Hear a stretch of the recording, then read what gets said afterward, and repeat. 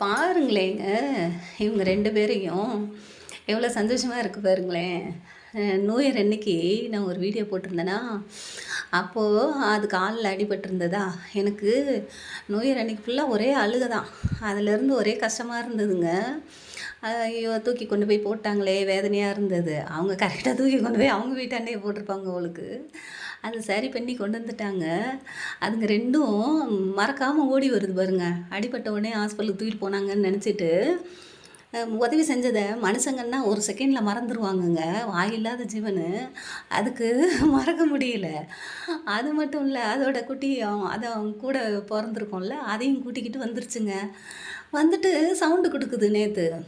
உடனே "என்னடா சவுண்டு கேட்குதே!" அப்படின்னு சொல்லி போய் பார்த்தா, சரி அந்த குட்டி தான் வந்து பார்த்தா 2 வந்து நிக்குது.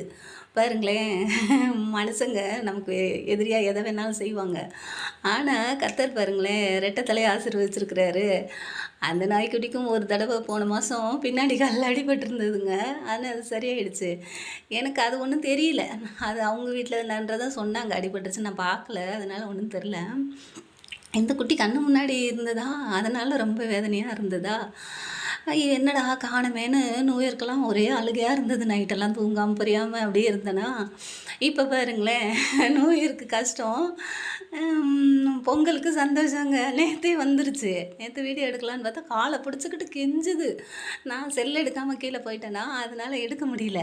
சரி இன்னைக்கு சாப்பாடு மட்டும் குடுத்துட்டு வந்துட்டேன். ஐய்யய்யோ! எடுத்து போடலாமே அப்படின்னு பார்த்தேன். இன்னைக்கு அதே மாரி வந்து குரல் கொடுக்குதுங்க. அது நன்றி மறக்கல பாருங்க. வசனத்தில கூட போட்டிருப்பாங்க பாருங்களேன்.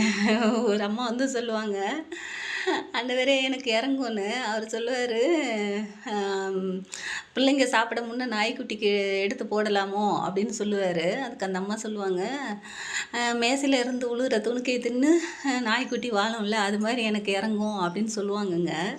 அவங்க எதுக்கு உதாரணத்துக்கு சொன்னாங்கன்னு தெரியல. அதில ஆவிக்குரிய அர்த்தம் 1000 இருக்கும்.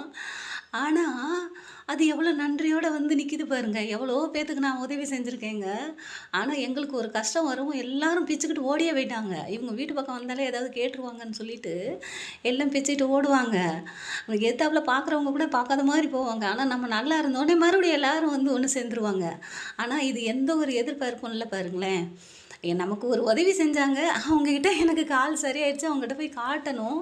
அப்படின்னு சொல்லிட்டு குடுகுடுன்னு ஓடி வந்து என்ன பார்த்தோனே உருளுதுங்க. அந்த மெக்கானிக் ஷாப்ல சொன்னாங்க, "அக்கா, அக்கா நீ தேடிக்கிட்டே அலைஞ்சல்ல, அது வந்துருச்சு பாருக்கா, கால் சரியாயிடுச்சு. அவர் மருந்தெல்லாம் போட்டு சரி பண்ணி அனுப்பிச்சு விட்டுருக்காரு. அது வந்துருச்சா நான் உன்னைய கூப்பிடலான்னு பார்த்தேன். மத்தியானத்துலேருந்து இங்கே தான் இருக்கு. கூப்பிடலான்னு பார்த்தேன்." அப்படின்னு சொன்னாரு.